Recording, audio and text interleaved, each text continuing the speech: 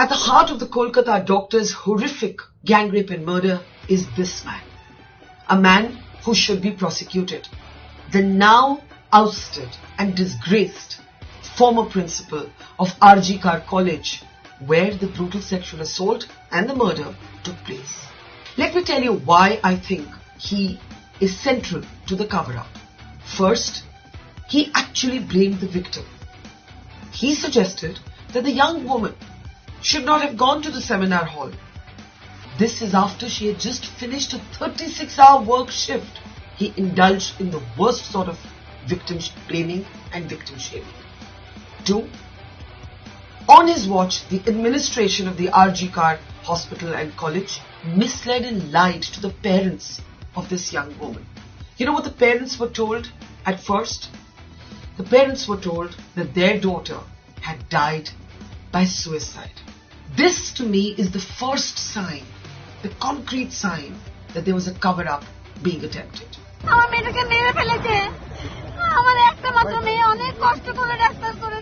Number 3. We now have a video that actually reveals a highly suspicious attempt at renovation 20 meters from the scene of the crime. This has been stopped now on orders of the police. But who asked for it? Sandeep Ghosh is answerable as the principal and the man in charge of the administration. Was there an attempt at tampering with evidence, at getting rid of evidence perhaps? मतलब एक mafia राजा बोल सकते हैं, मैंने अपनी पूरे career में इतना गंदा इंसान नहीं देखा. Number 4. The parents of this young woman, raped and murdered, had to plead with the college authorities to see their own daughter. The parents had to wait for 3 hours before the father was allowed a glimpse of his daughter. He was able to get one photograph. He has described on record the horror of what he saw. His daughter's body ridden with scars. She was found bleeding. Her legs had been wrenched open. Her pelvic girdle broken with multiple pelvic fractures. And after all this, to think that the principal of this college had called or had dared to call what had happened a suicide.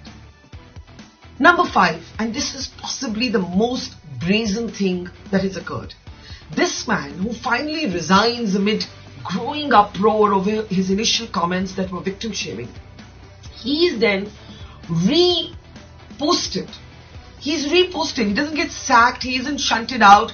He is reposted within hours of his resignation as the head of another prestigious college. And not just that.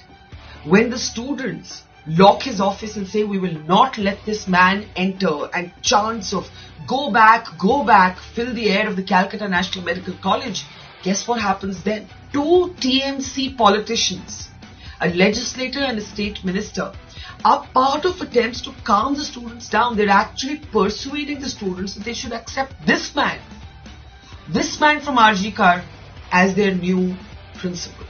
The students did not relent, but the question must be asked, why were 2 TMC politicians batting for this man?